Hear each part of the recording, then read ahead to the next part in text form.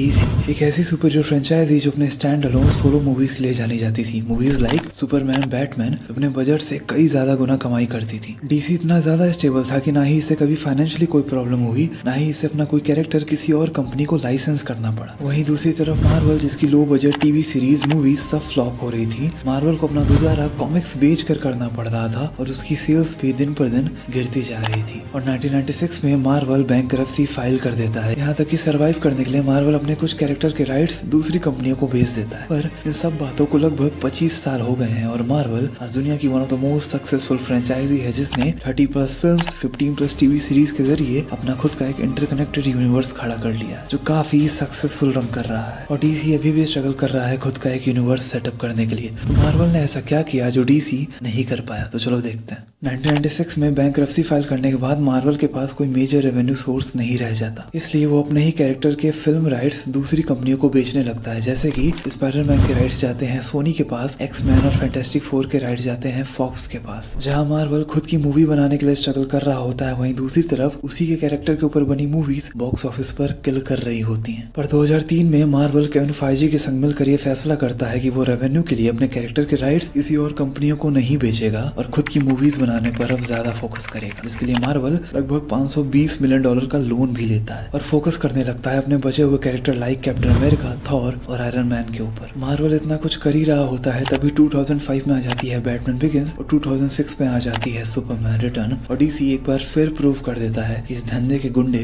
तो हम ही हैं। ये दोनों ही मूवीज सोलो मूवीज होती हैं, stand alone solo heroes movies होती हैं और बॉक्स ऑफिस पर कमाल की कमाई करती हैं। केविन फाइजी को ये समझ में आ जाता है कि अगर उन्हें स्टैंड आउट करना है तो उन्हें पक्का कुछ नया करना पड़ेगा, कुछ इनोवेटिव करना पड़ेगा। और तभी मार्वल ये डिसाइड करता है कि वो खुद का एक सुपर हीरो यूनिवर्स बनाएगा, MCU, जिसमें वो ईस्टर एग्स और क्रेडिट सीन्स के जरिए एक मूवी को दूसरी मूवी के संग कनेक्ट करेगा। जिससे होगा ये कि जब भी कोई एक मूवी देखेगा उसे नेक्स्ट मूवी के कुछ हिंट्स भी मिलेंगे और साथ में एक्साइटमेंट भी डबल हो जाएगी। और ये चीज कितनी सही साबित हुई हम सब जानते हैं, क्योंकि हम आज भी मार्वल की मूवीज में क्रेडिट सीन्स का इंतजार करते हैं अंत तक। मार्वल ने इतना कुछ सोच लिया, इतनी प्लानिंग कर ली, पर अब सबसे बड़ा सवाल एक ही था कि यूनिवर्स की शुरुआत किस हीरो के संग करे, क्योंकि मार्वल के पास पहले ही कैरेक्टर्स बहुत लिमिटेड थे और जो सबसे अच्छे कैरेक्टर्स थे वो तो मार्वल ने लाइसेंस कर दिए किसी और के लिए। और प्रेजेंट टाइम में मार्वल के पास 3 मेजर कैरेक्टर थे, कैप्टन अमेरिका, थॉर और आयरन मैन। और मार्वल ने इसके लिए आयरन मैन को चुना क्योंकि वो जमाना था CGI और VFX का और एक फैंसी कैरेक्टर जिसके ऊपर मूवीज बनाना सेफ भी है क्योंकि उसे कोई उतना जानता नहीं और बाई चांस अगर मूवी फ्लॉप भी हो जाती तो इस पे आगे की मूवीज पर कुछ खासा असर नहीं पड़ता। इस वजह से मार्वल ने आयरन मैन को चूज किया। वैसे कैप्टन अमेरिका और थॉर को भी चूज किया जा सकता था, पर ये दोनों कैरेक्टर पहले से ही बहुत ज्यादा फेमस थे और इमेजिन करो अगर मूवी बनती और फ्लॉप हो जाती तो जो लेगेसी अभी शुरू भी नहीं हुई वो पहले ही खत्म हो जाती। इस वजह से आयरन मैन को चूज करना काफी सेफ था। और फाइनली 2008 में आ जाती है आयरन मैन, जो काफी सक्सेसफुल होती है और जिसके पोस्ट क्रेडिट सीन्स में हमें निक फ्यूरी दिखते हैं जो अवेंजर्स को इंट्रोड्यूस कराते हैं और बताते हैं कि you are a part of a bigger universe, जिससे ऑडियंस को भी पता चल जाता है कि ये कोई सोलो मूवी नहीं बल्कि एक यूनिवर्स का छोटा सा हिस्सा है। आयरन मैन की सक्सेस के बाद मार्वल बिल्कुल भी टाइम वेस्ट नहीं करता और आयरन मैन 2, थॉर और captain America the first Avenger को तुरंत प्रोडक्शन में डाल देता है और 3 साल के अंदर ही ये सारी मूवीज हमें देखने को मिल जाती हैं। 2012 में आती है अवेंजर्स, जिससे मार्वल अपना फेज 1 खत्म कर देता है। मार्वल के फेज 1 में टोटल 6 मूवीज होती हैं जो टोटल रेवेन्यू देती हैं $3.8 बिलियन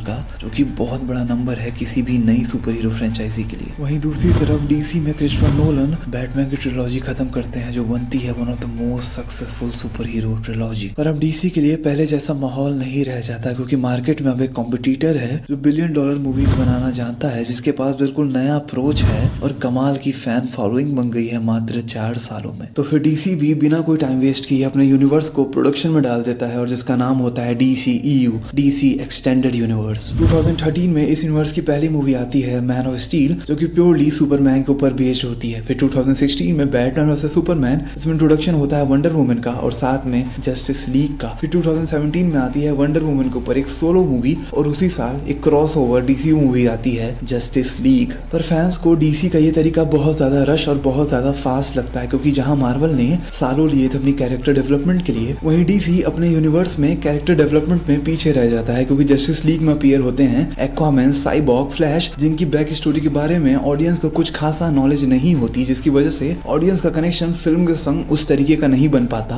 और इसका रिजल्ट दिखता है हमें बॉक्स ऑफिस कलेक्शन पर, क्योंकि जस्टिस लीग कमाई करती है सिर्फ $657 मिलियन की। वहीं इसके अपोजिट में अगर मैं मार्वल की बात करूं तो दी एवेंजर्स जो 2012 में आती है वो कमाई करती है $1.5 बिलियन की। जहां मार्वल अपनी हर मूवीज में ह्यूमर, एक्शन और इमोशनल डेप्थ का रेशियो इक्वल रखता था, जिसकी वजह से हर मूवी एक कंसिस्टेंसी के संग रिलीज होती थी। और वहीं डीसी अपने डार्कर और ग्रेटर टोन के लिए फेमस था। और जब डीसी ने कोशिश की हल्का सा लाइटर अप्रोच लेने की, जिसका रिजल्ट भी कुछ खासा अच्छा नहीं दिखा, और डीसी ने रिलीज की शज़ैम, जिससे ऑडियंस कंफ्यूज हो गई। और यहाँ हमें इनकंसिस्टेंसी दिखी डीसी के वर्क में। मार्वल अपने main heroes iron man, captain America, Thor के ऊपर मल्टीपल मूवीज बनाकर ऑडियंस के संग एक तगड़ा कनेक्शन एस्टैब्लिश कर लेता है। वहीं डीसी मार्वल से कम्पीट करने के चक्कर में फास्ट मूवी प्रोडक्शन पर फोकस करता है rather than अच्छी स्टोरी लाइंस पर। इससे ऑडियंस ज्यादा टाइम स्पेंड नहीं कर पाती डीसी के कैरेक्टर्स के संग, क्योंकि 2013 में मैन ऑफ स्टील आती है और फिर 2016 में जब बैटमैन वर्सेस सुपरमैन आती है तो उसमें सुपरमैन की डेथ हो जाती है और लोगों को सुपरमैन की ज्यादा स्टोरीज के बारे में पता नहीं चलता, जिसकी वजह से